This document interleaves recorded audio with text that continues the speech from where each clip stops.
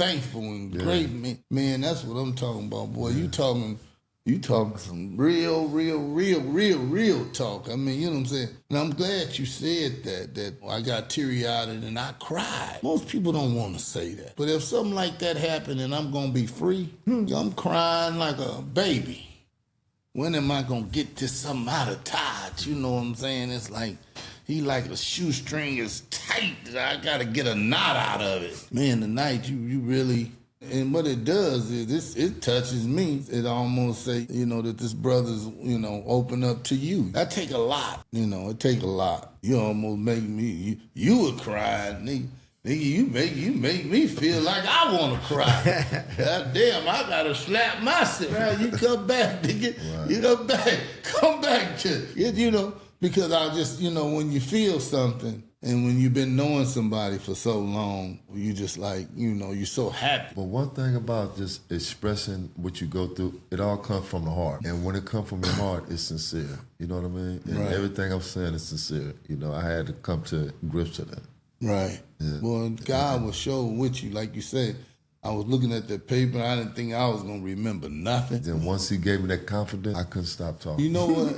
And I remember even when you was talking early on, it might have was another time you were saying, I just needed that confidence as a younger man. And I never had that growing up. And it's funny, like, it took me to go to jail to really understand who I was. Because like I said, when Clarence introduced me to my wife, my ex-wife, and then I met her parents, they was like my parents that I never had. And just to say this, man, thank God for Clarence. Yeah, my boy, man. Yeah. You know what I'm saying? Before he got out of here, he done something. He helped save you. Plant that seed. And a lot of times we don't look at it like that. But Clarence planted something, gave you a gift, you know what I'm saying? Which was her to sustain you, you know what I'm saying? Because if you ain't had that, man, ain't no telling what you might have would have did or went done, you know what I'm saying? So that was a gift, Clarence, thank you, man. If you ain't saying it, I'm going to say thank you, to Clarence, too. Accidents do happen, but before all that happened, he gave you a blessing, man. That's real talk. And then you got that date to be free. Yeah, and then, but you got the date, but you still don't believe it because you got to go through 3 different phases. Is that right? You go in front of a review board, and then once the review board reviews it, sometimes they deny it to the review board. Once you Is get that to the right? Yeah. So you got 60 to 100 days, 180 days to when you're coming home because they can deny it. They can take that away from you. So you go to a review board, then they send it to the government. And then the government got the last say-so. And so you just sit in your cell and you wait for that call from the counselor. Like, so every day I'm just waiting. You don't want to do nothing wrong. Lord, I don't want to do nothing wrong. Stay with me, Punch. Yeah. I don't want to do nothing wrong. It's funny, when you get that date, man, you be walking on air. It was his brother that was on the yard. I'll never forget it. His name is Jay Root. And he was on the yard working out. And I came through the gate. And I walk in J. Room, and man, it's like I'm on cloud nine. And I told J. Room, man, I got a date. And he was like, man, that's good. You know what I mean? So I'll never forget that moment. He was happy for you. Yeah. And so, but you still waiting on that call. Man. And how long did it take before you got that call? 90 days. 90 days. 90 days. You got that call. Mr. Rowe, report to see your counselor. Now you like, damn. So you get on there, and he said, we're going home. So you start signing all these papers and everything, this and that. You was like, Lord Jesus Christ, thank you, Lord. Ooh, man, wow. Man, look here. Most people couldn't handle it mentally. And I'm glad you said that because I could be ruthless if I wanted to, but I wasn't that wasn't me, homie. Right. I was living a facade life. Right. I mean, I got caught up in that lifestyle, and that really wasn't me because I was what you call it, it was more like peer pressure. I didn't have to do the things that I did. Right. You know what I mean? Right. I made a choice to do it. Right. I started running with the wrong people. I got into the drug game, messed with some brothers out the Nixon Gardens, and then one thing led to another. And then I just got out of control. Started gang banging. I didn't care about society. You know, it's just my ignorance, you know what I mean? Because I wasn't raised like that. Yeah. Yeah. And you know what's such a trip, though? Growing up, and it ain't but only you. It was a lot of guys that we went to junior high with, that when they left Drew, they just all man, I don't know what happened. Johnny Ganaway, all those kind of guys were just regular junior high school kids. But they started becoming, you know, ruthless men. Because sometimes you become a product of your environment. Right. That's all you see. Right. And then when you go outside, if you tunnel vision and you don't looking up on the outside, you get caught up in that. That's how I got caught up. Yeah. You know, I started seeing all the money that was being made. Instead of expanding my horizon and my thinking, I started being tunnel vision. Just paying attention to the hood when it was more outside of that. Right. So I had to break that cycle. Right. It was too late for me. I got too deep into it. You know what I mean? Yeah. Yeah.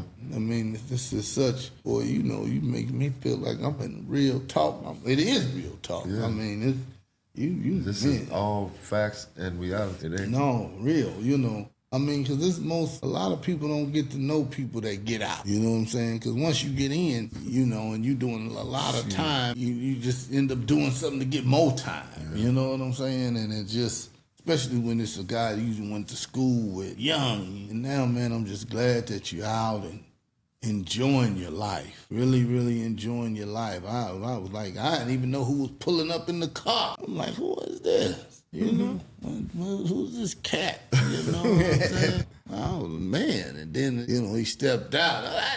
But before that, I was wondering who it was. I know he had to been coming to the podcast because you just ain't going to be waiting on the gate to open. You know what I'm saying?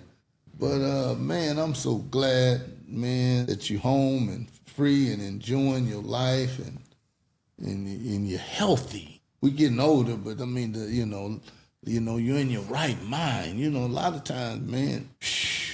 Yeah, because I know it's a lot of brothers. You know, like I said, I wasn't that hardcore dude, but it was a lot of brothers that was in the system that had that name.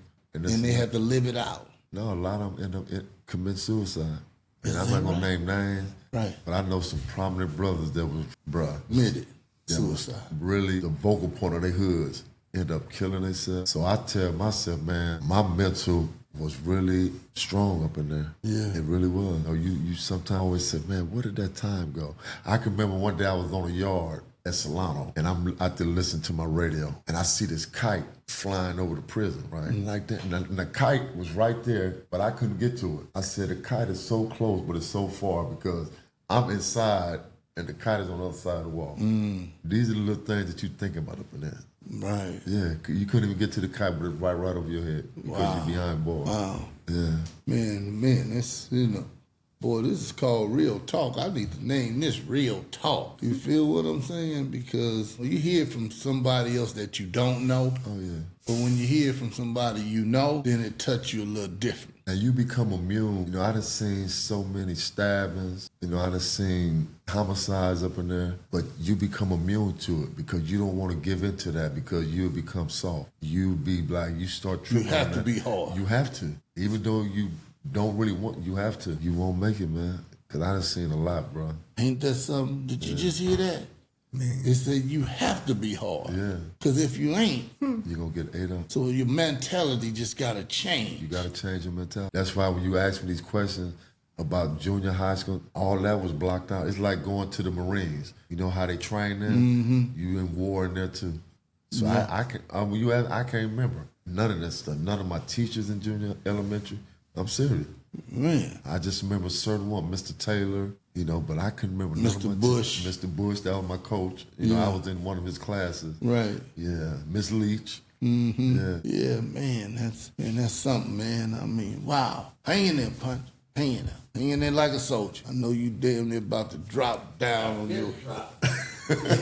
drop down and break his nose or something. You know what I'm saying? Just stay tough for a few more minutes. Stay tough. You know what I'm saying? Man, now, Todd, what did it feel like to walk out that gate? When I walked out, I can remember this young lady I met in there.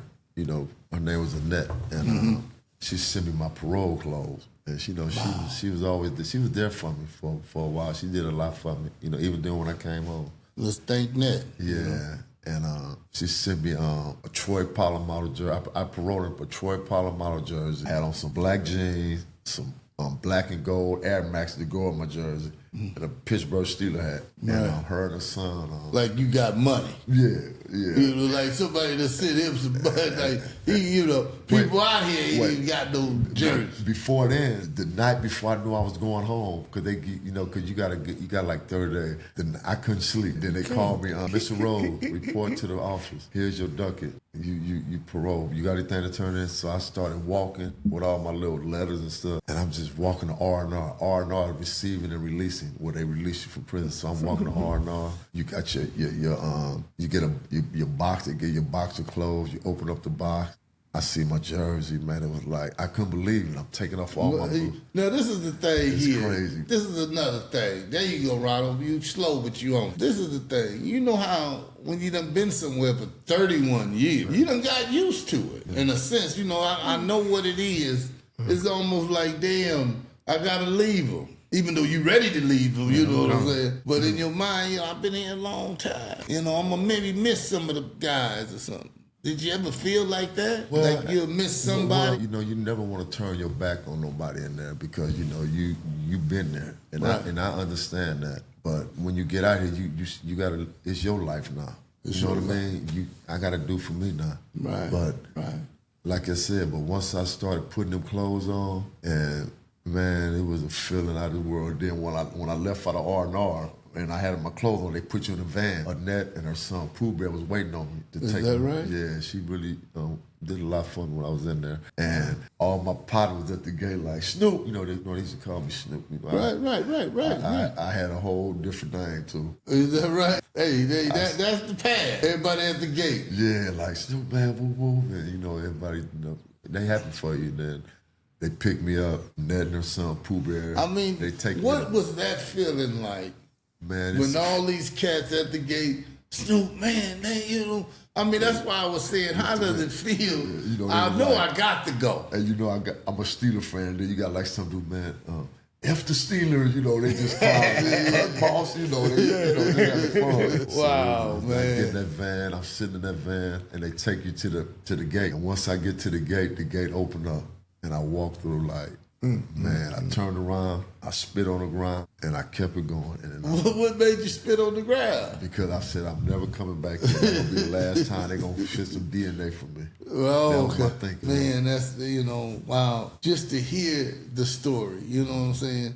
Sometimes, when people are talking, they get bits and pieces, but to hear it, kind of hear it full, it's like, man, because to live it, see, to hear it is one thing. To live it and survive it is a whole nother game. Yeah. You know what I'm saying?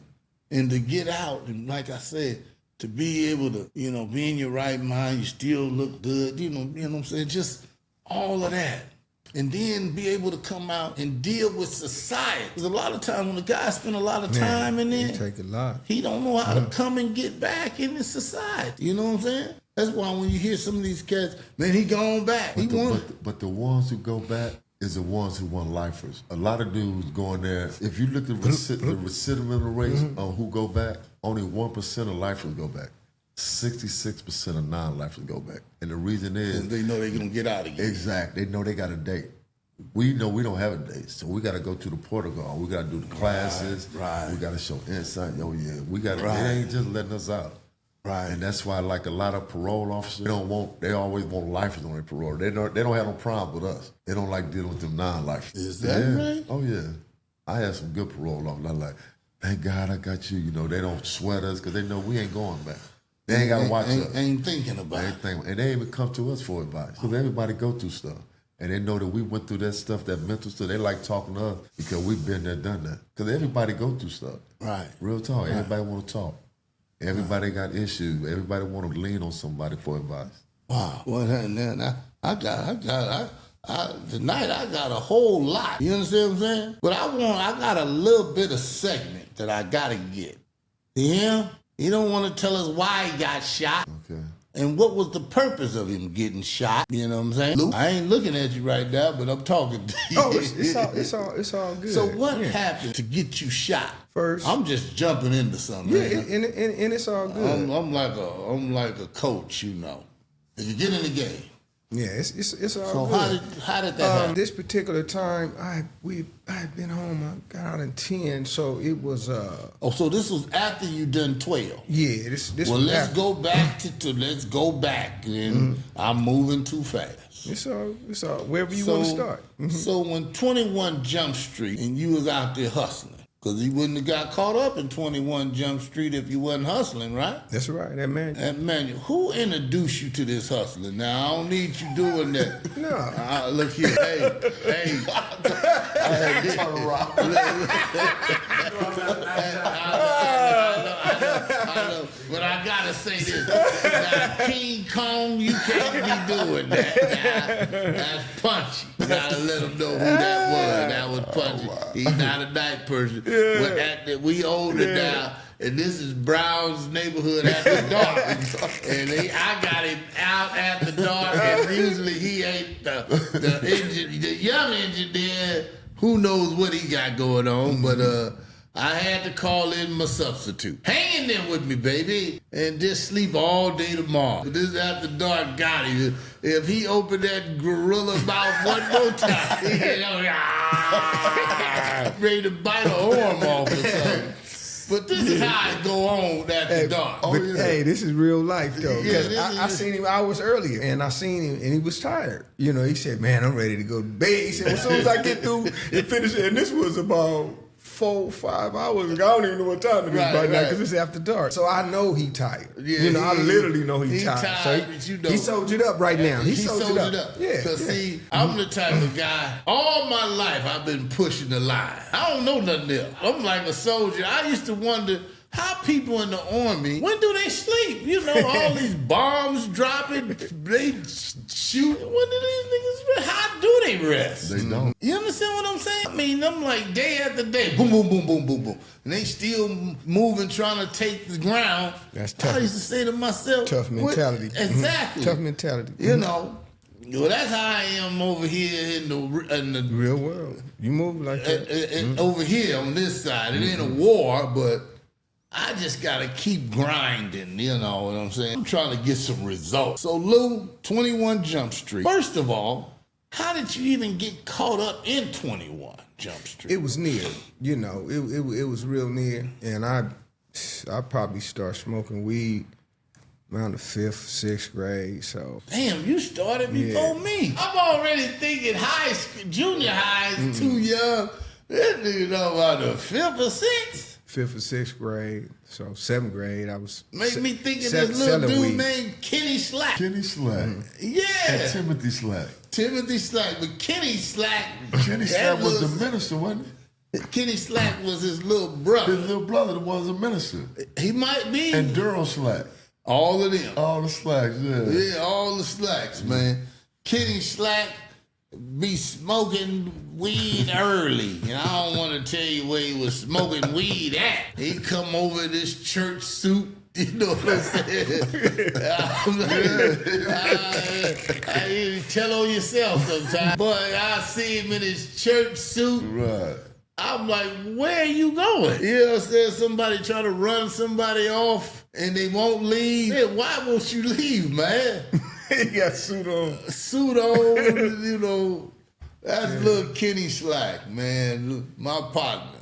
But he my partner, but he was so little then. Thank you. So, you know, that was the life back then. So it was in my, it was in my household. It was in your household? Yeah, it was in my household. I'm going to leave it right there. And then, and so. What was your stepdaddy name? He went by Slim. Yeah, you told me about Slim. Yeah, he went by Slim. But go ahead. Seeing my mother getting beat from early age, man, and me running in there, swinging on him, and he stopped. You know what I mean? It's just like trying to slow him down. 2nd grade. I'm in the 2nd grade, so that was always in me that to protect my mom, and I want to get my mom a house. You know, You know, I just wanted to live better. We always live in apartments, Christmas tree. Moms make cookies. I'm like, Mom, it ain't no Santa Claus. You know what I mean? We ain't even got no chimney. We know you Santa Claus, so I don't go by all that foolishness. Well, Lou, you was a tough kid. This was just how I lived. But It's my life. It was the plate I was given. But you know how I'm saying this from how people, you know, when you know people out and I wasn't saying it to you direct, but people were like, Lou a tough kid, man. You know, so what was you tough? I just was living and going forward, dealing with my realities of, you know, when I had the jeans, when I get a hold of my jeans, you know what I mean? My mom used to put the patches on, you know, so if I had a hold on one, I'm going to put a patch on the other. Right, you know what I mean? right, So, right. you know, then I start putting them on my elbows later on, you know, in fashion. I took how I was living and I made it to be the best it could be. You feel me? So I just lived like every day. We moved a lot, so I didn't know what was going to happen. I know when we move, when I walk out the house, I got to squabble. You know what I'm saying? Because where you was living at, man. We get to talking and try to fire on me, bing, bing, you know, we squabbling, you know, because people going to always, and when I grew up, you going to get tested, bottom line. If you ain't ready to squabble, you going to either you with it or you ain't. You know what's a trip? When you move a lot and you ain't got a lot of money, you just moving from one tough neighborhood to the next. You know what I'm saying? It ain't like you moving from a tough neighborhood where it's hard and up in the move where it's kind of easy. You just moving from one hood to another hood. You know what I'm saying? Now I move over here, I gotta deal with these cats. Readjust. You know what I'm saying? Mm-hmm. Like Punch. He moved from Martin, right? To the project. And this little dude named, what's his name, Punch? What that little Ben beat his ass every day. For no reason. You know, this is after dark. Punchy moved to the project. Every day Ben beat him up. For what? I mean, just because he knew. You know what I'm saying? They gonna test you. He couldn't even come out the door without getting fired on. Me and the see like sitting waiting by his door. And when he come out, he fired on him. Bully, yeah. Didn't he punch him? That's life, though. No, when life. You grow up in the hood in South Central and watch, but I mainly grew up on Vermont, Hoover, Figueroa. You know what I mean? They hustlers. It's hustlers, the stroll, the hustle stroll, the whole stroll, all that, you know. So you just going to be tested in life. I had the mentality, if it's going to happen, homie, I'm getting off first. And I'm going to hit you in your throat, in your midsection. I'm going to try to kick you in your balls, kick your knee back. You know, and the main thing was, if in a quick fight, when you win a fight early, you know, in like junior high, I learned this real early. If you bust his nose, it's over, you know what I mean? No matter what. Oh, you know, he's working, you bust his nose. You know, you had to learn the tricks of the trade, of the squabbles, you know what I mean? Because people gonna talk, you know what I mean? So I learned that early, man. But that's crazy, man. That's just the plate I was fed, and hated my name, you know, Luis Antonio Clark. Mentally, you know, I ain't no Mexican, you know what I mean? And then it was like Lewis and Clark, the explorers. I ain't no white man, you feel me? So I had all this going on, man. I hated my name. I hated my dad because I didn't meet him till I was 10. I hated Slim. How did you become a hustler? Oh, man, it was in the household. And so I'm taking it every day. I'm smoking in the 5th and 6th grade. And it's in my household, so I'm smoking weed. Let me see here. My mother never drank beer. My Was mother somebody didn't drink selling wine. weed in the house? Not in the house, not out of our house, no, but it was in the house. It was being. And how you get it? It was being moved. It was being sold somewhere else. It was in the house, but it wasn't sold. How you get it? In the house. Listen. You were selling? No. You were just smoking. Slim had it. My stepdad, rest in peace. He was the man, but he moved in He was pushing in Long Beach. He wasn't no dummy. Right, so you get the weed and you were smoking. I was mainly selling it, but I was smoking it too. How old were you when you started selling? About 7th grade. You started selling in the 7th? Yeah, 7th grade. God damn, you sound like Punch. Yeah, 7th grade. And we sharing this not to glorify nothing. No, we ain't glorifying this just my life. This just my life. You was selling weed in the 7th grade? 4 fingers. You know, the 4 fingers, you gotta. It was the homegrown. You cook it up, put the wine in it. You know what I mean? Then I dry it out, set it on the roof. All right, one time I put it in a big old roast pot. Boom, and I'm cooking in the oven. And in the oven. Now, I'm young. I don't know. I'm experimenting. man, the whole house was smelling weed. I said, oh man, mama coming home. Oh man, we opened up all the windows, man. That was crazy, man. Oh man, that was just funny, man. Oh, we gonna get whooped. You know, I'm gonna get beat. It's just, that's Lou Clark's really story, man. And then I put him in the plastic bar. They wasn't Ziplocs then. It was just plastic, the sandwich bags, and made sure it was 4 fingers. You know, $5, man. $5, man. I kept money in my pocket. But my thing is to take the pressure off of my mother, because she worked 6 days a week. She made sure I had clothes. She made sure we was fed. She made sure we had a roof over our head. So I had the mentality that I got to take the pressure off my mama. You know what I mean? So I started buying my own clothes. When it's time to go to school, I let buy me underwear, T-shirts. You know, I get some Levi's or something. And then I stopped and she said, man, what else? Then I asked her, can I get a leather coat? But after that, I'm going to buy my clothes. Right. You know what I mean? And now you get over there in high school. Yeah. You slick as grease now, Lou. Oh, yeah. I didn't touch the weed when I was in high school. I rolled it all up, man. I rolled up 200 joints, me and my loved one, with them rolling machines. Every day. At night, we roll up 200. I give him 100, give somebody else 50, give somebody else 50, and just tell them bring me back 25. They ain't gonna never beat me. You getting half of it. You know what I mean? Right. And so I kept money in my pocket. So when I was in high school, I never touched it. I just go home and do the work. Boom, boom, boom, pass it out. He at this gate, he at that gate. Boom, boom, boom. So how did you get caught up in 21 Jump Street? They told. They watching me. They say, yeah, well, Lou Clark is whoop-de-whoop, but they never caught me with no weed. So it was, you get caught up in the conspiracy. So everybody else that was selling. In high school? In high school, yeah. I got caught on that first 21 Jump Street. And matter of fact, I was being recruited by Stan Morrison, USC, because they was recruiting Poe Lee, and Jock Hill from Manual was leaving. He was a senior, and I was coming in that year, and I got cracked. It changed the course of my life, my lifestyle. On the court, it wasn't nothing I couldn't do. You know what I mean? But my lifestyle, it was ingrained in me from the sixth grade. Man, I'm a senior. I'm smooth at this. You ain't gonna never catch me with no weed.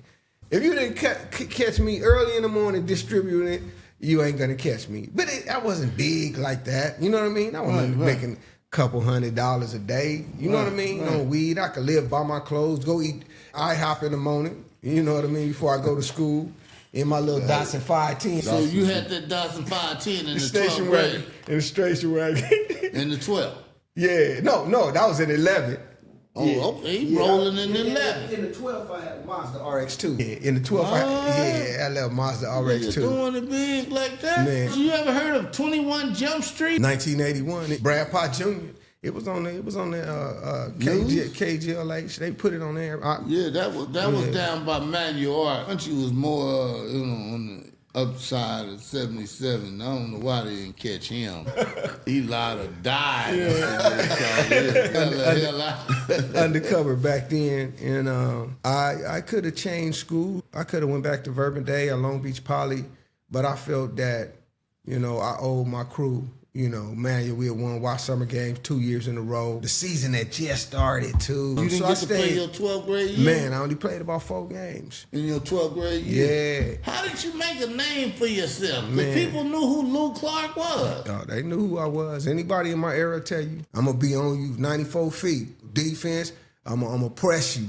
You know what I mean? Everything I ever did is I did it with all my heart. You know what I mean? And it come from me fighting my stepdad, beating my mama. I used to really be trying to get on. I used to be hitting him with everything within me. And so let's say this: that 11th grade season, man, how did you do? Oh man, I had a great year. I had a great year. If a guard came in averaging like 25, he only gonna have 15 against Lou Clark. He ain't getting that 25 that night. And I'm gonna try to have 17, 10 assists, 3 steals.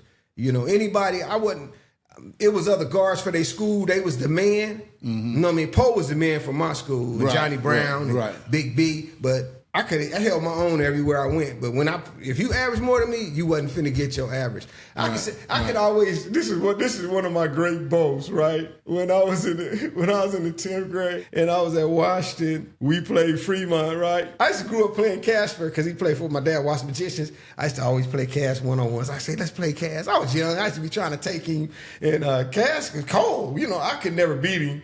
But when we played Cass in high school, he scored 25 and I had 12 in my mind. And I told him, I said, yeah, Cass, I shut you down. Yeah, you didn't get no 35 on me. He had 25. No, he had 25. But look, Cass getting 30. Yeah. Cass getting 30, 35. Cass lighting them up. So in my mind, this is the 10th grade. So in my mind, I did my job. Right. He lit him up. I mean, Cass, you can't stop Cass. But I held him to 25, and I said, yeah, Cass, I shut you down in my mind. I'm just laughing. So I had that mentality. So when I was my junior year, now I'm playing against other cats. Whatever they average, they wasn't going to get the average. They'd be 17, but you can't stop Cass. Nobody could stop Cass back then. Yeah, but Cass was pretty good. I just had a mentality, man, of growing up. I grew up fighting, and I turned that into life. In life, you have to be able to mentally fight. Because, you don't know. I wasn't responsible of who my daddy was. I didn't have responsibility of who my mama was. I didn't have responsibility or choices in where I grew up at. I didn't have choices, the color of my skin, my eyes, my environment. I had to accept what was on my plate. Right. And I had to deal with it. And so I attacked life. This is my life. This is my plate. This is my squabble. I consider life a fight. And if you can't merely fight, you ain't gonna make it. And man, I've been knocked down so many times, man, through life and choices. This is all a fight. Right. But I had I did not know I had emotional damage, bro. I was emotionally damaged. Man, when I'm sitting in the shoe, I didn't realize that I was impulsive. So, and I shared this before, and it changed my life. It really found out who I was. When I woke up late, I was a library clerk. I was at a Narco CRC. And so I was a library clerk. Narco CRC? Yeah, CRC. What kind of place is that? CCR. What kind of place is It's that? a level 2 yard. Okay, well, wait a minute. You're jumping. No, I jumped from high school to... Why did you end up in the prison? Oh, from a robbery. Yeah, from robbery. You became a robber? Yeah, later on I did. I became a robber, and that came through. So what they called them back in the day? Jackers. All right. Yeah, so did you jack more than one time? Oh yeah, I mean, I didn't get caught for what I did. You know what I mean? For what I really did, I didn't get caught. It was just God changing the course of my direction. He had to slow me up. Because you was jacking like you was crazy. Yeah, I told you whatever I did it with all my heart. I don't. Well, because you don't hear a lot of that today, But back then, that was a profession. It was. No, it was, but for real. It was. It was a profession. I was like, man, man, you know what you do, man. I'm a jacker, like in my mind. Like, did your homework. I don't want to have to shoot you. You at the barbershop, get your hair cut, you know what I'm saying? I'm a jacker. I never walked around. Then you know them. No, because you know someone. But when you're jacking, they know what they just want what the money is, right? Yeah. But my thing, the one close to you is the one gonna jack you. You understand what I'm saying? But but my thing is that I never had got my people. Right? That was my thing. Right. But I went to prison on robbery though, and how did you get caught? I got caught when they was right up on me. I couldn't switch my clothes. You know what I mean? I couldn't switch my clothes. Did you get caught with the pistol? No, I didn't get caught with the pistol. They just knew you was the robber. Yeah, well, I got the money. Oh, you had the money on you? Yeah. So, I got the money on me. Okay, well, I want to know. No, I ain't going into all of that. I mean, that's enough. Yeah. And if you didn't get caught, you got caught with evidence. Yeah. And so it's like you go in there and boost. You ain't got the product on you, but how they gonna say you was boosted? Right. So I got identified. The cat boo-booed on itself and all that. I got identified. You know what I mean? Right. And so little old dude like you. Ain't nothing little. No, but I'm just but I'm saying I would tell when I train young people, I say, are you little? Are you fast? It's a difference. If you got the mentality that I'm little, you already won. You already lost. You feel me? Right. I'm fast, homie. I'm gonna beat you to the punch, whatever it is. Were you fast, though? Yeah, shit, I was fast. You know, I was quick in everything in life, and I was strong. Right, Yet, right. I just don't want to be so dark side. But yet, like I say, going how I jumped to the prison part is when I got into it with that CO, it really... You got into it with the CO? Yeah. Why? In prison. I told you I was a library clerk. Oh, library clerk, okay. We had an inspection that day. If you're in inspection, if your dorm has a high score, you go first. I was in dorms, and you'll go first to canteen. And then he said, "Oh man, I'm gonna make the dorm go last." I'm like, "Man, don't put the dorm last, man. Then that's on me. You put me in a cold situation because I'm a non-affiliate. And you got the whites, the Woods." You got the, the whites are the Woods, but you got the Mexicans and the Samoans. If you put it on me and we going last again team, they gonna say, man, y'all gotta get that. Y'all gotta get him. Mm-hmm. You gotta discipline him. Now you put me in a life and death situation. What prison was you in? I was in CRC. CRC. Yeah. And so that's why I said, man, just go and write me up. Just write me up. And then it was early in the morning. I had woke up late. And so he just still barking, man. And I said, man, fuck you then, man. You know what I mean? I tried to talk my early weight. It's early in the morning. I ain't got my scruples together. I just jumped out of bed. So I'm trying to hold my composure and get my stuff and clean my little area up. And we start talking back and forth. And, he got these rings on. I say, man, it's because you got the rings don't mean nothing. You live right here in Lancaster. You ain't did nothing. I said, I guarantee you I'm going to travel more than you. And we get to talking. And he said, man, I'm going to fuck you up. And he reached for his glasses.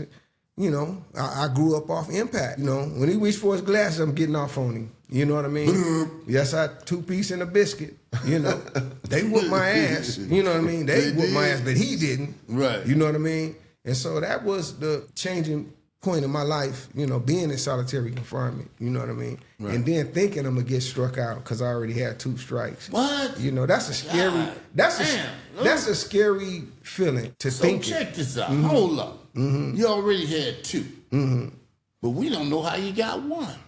Same thing. Same thing. I got 1 for robbery, right? And then I got out. Then another robbery. Now at this particular time, I was on drugs. You know what I mean? Right. This particular time I was on drugs.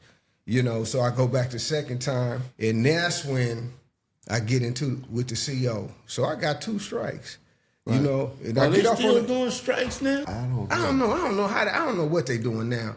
But that would have gave me my 3rd strike. I think they are. Yeah. They are? Yeah. That would have gave me my 3rd strike. Well, Lou, you better be the nicest brother in town. Oh man, I'm grateful. I've been home since I'm grateful. I've been home since 2010. But what I wanted to get to is the emotional, mental health damage that I had from being impulsive, how I grew up.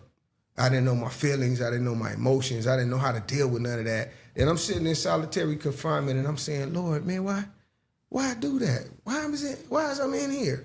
You know what I mean? And I really start searching my soul. And he said, man, you emotional, you sensitive, you got impulses. You know what I mean? You work off your impulses. You know what I mean? If it didn't feel right, I'm gonna react. I'm gonna lash out. I didn't know how to. I didn't have coping skills. And so explain that. I didn't. I would deal with situations if, I live like if you pick up the gun, use it. I live by get down when you get mad at. You know what I mean? I really did that. I never banged, but if me and you get to whooping and all that, and remember, Todd, you said put the stick on your shoulder? Yeah. You know what I would do? You put the stick on the shoulder, I'll bust his nose right then. We finna fight anyway. You know what? Stop playing. Take the stick off put the stick off my shoulder. Nigga, we finna fight. We'll bust nigga nose. You know what I mean? Stop playing. And that's just me. But you had heart, Lou. I did. And the reason I'm going to say that, ain't no man jacking nobody if he ain't got no heart. Oh, yeah. If you ain't got no heart, you finna get killed yourself. Oh, yeah. You know what I'm saying? If you gonna jack anything, try to jack somebody for a sandwich, you gonna get... Yeah. So you got to have some heart. Right. So you have to have plenty heart, Lou. So I want to just say that. But you know what the heart is now, though? Just to live a peaceful life and give back to this younger generation. And I started doing that after I got from that 21 Jump Street. When I was giving back to the community, I say, man, don't get caught up selling no weed and don't get no female pregnant. Get to college, man. And I said, tell them, I used to go to Fremont, Gardena, these different schools. When you get to university, you're going to travel just like that. You're going to go to Washington, Chicago, Hawaii. You're going to start seeing better things in life. I turned my tragedies when I got out, and then I'm at the Boys and Girls Club. When I would take them to the movies, I go to Universal Studio. When I say we gonna go get some ice cream on Fridays, we going to Diddy Reese in Westwood. When we did school trips, I didn't take them to Southwest, and I take them to UCLA, USC. I say put it in their mind. You know what I mean? So my life, everybody got their plate that they got to deal with, whether it's drugs, this or that. In my era, you was either selling drugs or using. You was getting caught up one or the other. And I know some that never got back. Just taking my life's experience and giving it back to this generation so they could be better than me. That you could take your plate. It ain't no excuses. Just live, man. Right. And make better decisions. I know it's kind of jumping around, but I did want to say this. Then when I was in prison, I was lacing my daughter up, and I was the first clerk to get my associate science degree out of, I was in Ironwood then, from Blythe, California. And I used to always send back to my daughter and my son, and my daughter is the first, Joy Jewel Clark. She got her bachelor's degree from Cal Poly Pomona. She graduating with her master's degree from Cal Baptist, April the 30th, man, and I'm so proud. Yeah, and it is, and it's just a blessing. It was just my birthday Thursday. Yeah, so grateful to go through these experiences and to help my daughter. And she was like, she said, Dad, everything going wrong, baby. They saying I might not walk. I said, baby, you gonna walk? I said, God didn't bring you this far for you not to make it now, baby. I say life is always a fight. It's always a struggle. Then when you in the squabble, you gotta look up. And you just say, God, get me through this. I said, God gonna get you through it, baby. Right. He gonna get you through it. She hit me back. She said, Dad, I just prayed, put my heart on. I had all of my paperwork together. I say, that's evidence. You gotta have your evidence right. Because in life, it's a paper game. Right. You got to have your paper right. My daughter, I said, get all your papers, baby. Take them to whoever you need to take them to. And then she called me back, Dad, I'm going to walk. I got it. She said, thank you. And so me as a father, being able to guide her to the source. That's what I learned now. That's how my communication is now. Right. My coping skills now. My daughter was going through something, so I was able to help her to climb over that little hurdle. I wouldn't have knew that if I didn't go through the things that I went through. And angry and all that and that hatred and all that. What I learned walking behind the wall, those things I learned, I shared them with my daughter. Because if I can't take care of my household, which I abandoned them for 12 years, and she was mad at me, my son was mad at me, I understand that. But I say, I'm here. And every little pennies I made, I would send them home, in spite of my struggles, in spite of whatever a person went through. Man, if you lay down, you lay down. I'm not going to lay down. Life is a fight, man, and it has been a fight for me.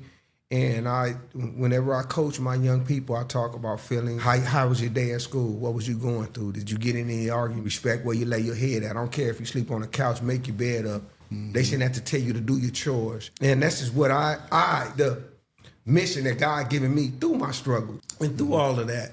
So I use my struggle for victory. And I'm just grateful to have the opportunity now. And you shared you are a big part of my vision that God gave me. And through thick and thin, when I came home after 12 years, I didn't have a place to stay. I was supposed to go to this program, but somebody took the bed. Wow. And I was stuck after 12 years. I mean, that's not a long time to some people, but shit, that was a long time, bro. And I didn't know where I was going to lay my head, and I was able to stay at one of your spots on Manchester, elevated from there, got me a place. Yeah, man, got a place and everything, and to where even now, restarted the Watch Magicians. It was high for a year. It went low. And because I'm learning the business, and people are different in the basketball world. And I've been able to train young men, 66 Compton, through you. And I'm training, man, Mondays and Wednesdays, man. I'm working out with babies in the gym, man. And this is the blessing of my life, man. Right. This is my story.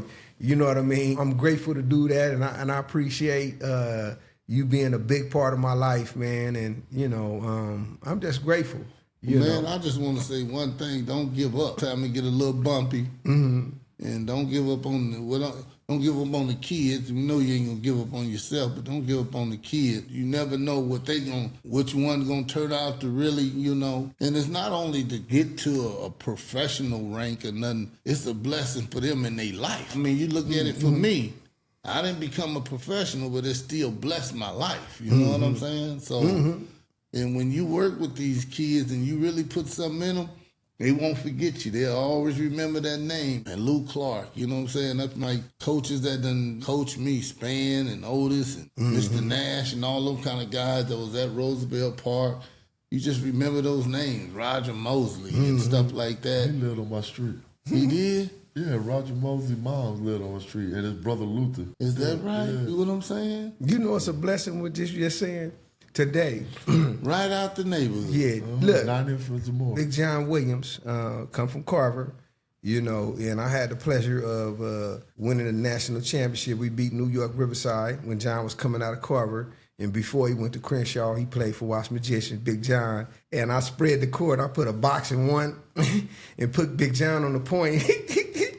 And you got another center trying to guard Big John on the point. Big John just shook. Taking it. First play of the game, boom, you know. And I was like, Big John, Big John, you know. And to be able to raise and watch him go through, invest in him, put it like that. He called me today.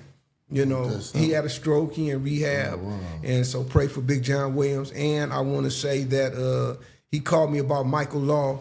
Michael Law passed away this morning, another basketball legend who I had the privilege of meeting and entering my life. And so to have one of my babies call me, you know what I mean, who I coach. So I'm still connected to my loved ones. But rest in peace, Michael Law. One thing that I want to say, man, try to keep that legacy alive, you know, Watch Magician. The logo is different from anything we ever seen, you know, the little kid, the little...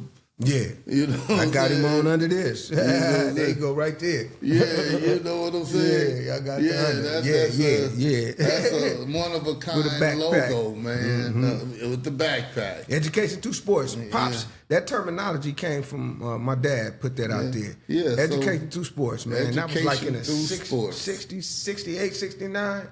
He put that in the air. You know, other people try to coin it, but Pops put that in the air, man. Right, education through sports, man. So yeah, man, keep it going. You know, don't give up on it. Everything get a little tough, but if you stick with it, when it break, that's when everybody want to put their hand out. What can I get? Man, you know what I'm saying? That's so real. So don't give up on it, you know, and just surround yourself with the right folks that can help and ain't always looking to get something. Right. See what I'm saying? And I'm willing to work. I stay working. Yeah, stay grinding. And, you know, because, I mean, now once something gets where it is, it maybe look for something. They want to look for something and it ain't even got off the ground. You know what I'm saying? If you work and help get it off the ground and whatever, then maybe on the long run, God will bless. But the thing is, why are you doing it? I do it because I love it. No, I'm saying like the guys that want to help. Oh, I got you. Why are you doing it? You know what I'm saying? You know, are you doing it to help the kids? Or are you doing it to try to, you know, see what you can get out of it? Or what, you know, but that's a whole nother story. You know what I'm saying? But I know it's getting late. And after dark, and my main man over there, boy, he want me to say the end so fast, still talking. Man, I came home, man, I was the Lord that blessed me. I'm working in the Boys and Girls Club, boom, pulled my wife in, I sent her in first, boom, got married from your spot. You know, Mika, boom, we grinding. Man, I get a 2015 and 2015 from off the Cerritos lot, working at the Boys and Girls Club. And then my gift, because my mother was a seamstress. And I told you, I went from the patches on the knees and I started making clothes. So I got the school, Boys and Girls Club right here, and the school is right there. I started giving away shirts to the most improved, who used to be tardy, not tardy no more. I started from the lowest to the high. And I give away 10 T-shirts every week. And then the press, they said, "Oh, you make some quality stuff." And they said, "We buying our stuff from Michael's." And I looked at it, and they just had some press on. It'll come off the shirt, and 6 weeks or whatever. I say they do that to keep you coming and keep their business going, spending their money. And I know in the hood we wear Pro Club, so I came with Pro Club T-shirts, Pro Club shirts. I did logos. They didn't have a logo. I made their logo, and then I took over the whole school. And so we was balling. And then we had a delivery service. Man, after we get off from work, we was delivering the clothes to the parents, but we charged the extra $10. First, we wasn't charging nothing. Then they started giving us tips. And then I said, okay, now I start putting on the flyer. After delivery, we gonna deliver, and I was gonna get a van. But me and Mickey, we was delivering, dropping stuff off. And man, we was doing it. So we was going shopping. And what I was doing back in my old life, that stuff come back on you. You can't do nothing in life and don't think you're going to get away with it. Ran into something. That Jack came from me. Yeah, it's real life. Because I was really, really doing it. Right. You know what I mean? And I was really, really, if I didn't get, that's it. So it just came back to me. Yeah. So that's that, and you never know it's unexpected. I'm doing great. Yeah. And I look, I see that finger, I can't bend it. It hit my nerves, and I got a battery stimulator and all that, man. So is that right? Yeah. I don't tell people I'm in pain 24 hours a day. See, but I was raised under pain. I seen my mother in pain. I seen my daddy in pain. So I know about pain to where I know about pain to whereas Todd, don't do it now. To whereas Punchy, all right. Yeah, he all right. And so but all is well. I just wanted to put that out there. What you sow, you'll reap. You know what I mean? And I used to be doing my poetry. I said, you gonna play the cop. Either you gonna play the game of cops and robbers. Yeah, I still do a little poetry. I did some poetry when I came home, and Tammy Mack called me back on stage, man. Is that right? She called me back on stage in Hollywood. But I finally got something out of him, boy, and it was real good too, real good. Lord, you blessed tonight. Yes. Lord, the Lord bless this night, you know what I'm saying? And I'm thanking God for everything that's going on and what he's doing. And he's blessing these guys' life, you know what I'm saying?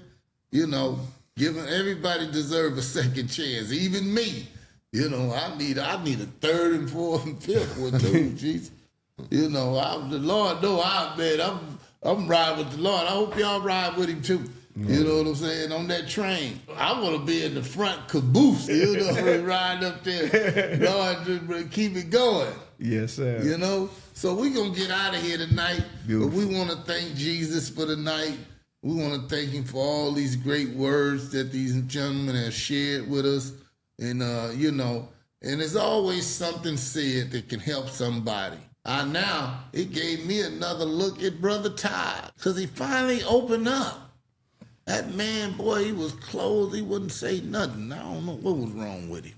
But he said something tonight, and he shared a lot of great information. And Lou was his sidekick today. It's always good when you come on to After Dark to have somebody with you because it's going to get real deep. It got deep tonight. Oh, yeah. That's all I want to tell you. It got deep in Brown's neighborhood After Dark.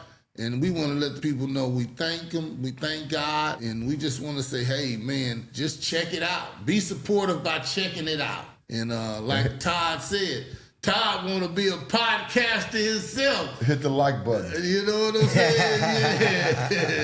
Yeah. And that's where it starts. You got to put it out there in the atmosphere and believe that you can do that. Because once you become the host, you in charge. And you got to, like I said, be able to sit down and let these people express themselves and get it out of them. You got to get it out of them because this is real content. We ain't just talking about somebody sitting there just looking. Right. Foolishness. You know how it go. You know what I'm saying? I ain't got nothing against women because I love them, but they'll just pose for you.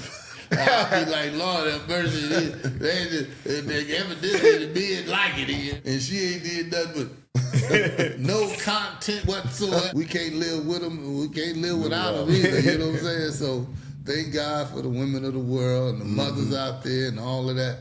But we want to thank the most important person, and that's God himself, So God, we want to say thank you for the night. Father God. Thank you for these gentlemen. Thank you for Punchy sitting in tonight, boy, he ready to close this thing. He like, would you shut up? Punchy, he ain't said it, but I know he said, would you be quiet and say good night? Okay, Ronald, hit the good night button.